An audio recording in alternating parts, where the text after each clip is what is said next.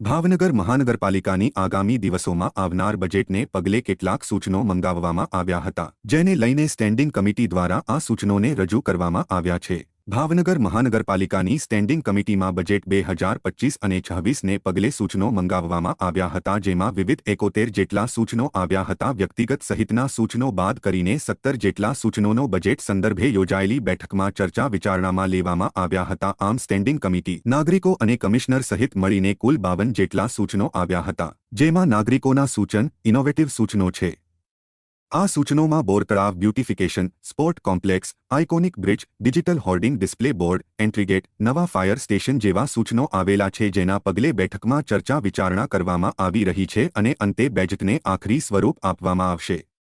Budget પૂર્વે નગરજનો પાસેથી સૂચનો મંગાવવામાં આવ્યા હોય તેવું સંભવત પ્રથમવાર બન્યું છે। જો કે ભૂતકાળમાં નગરની સ્થિતિ અને આગામી જરૂરિયાતને ધ્યાનમાં રાખીને બજારમાં સમાવેશ કરાતો હોવાનું જાણવા મળ્યું છે।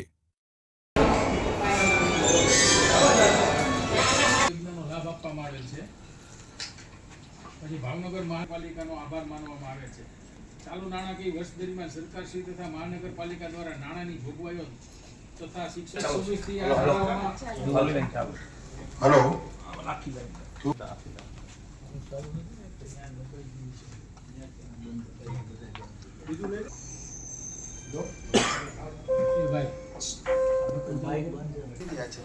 સારી બાબત થશે ભાવનગર માટે।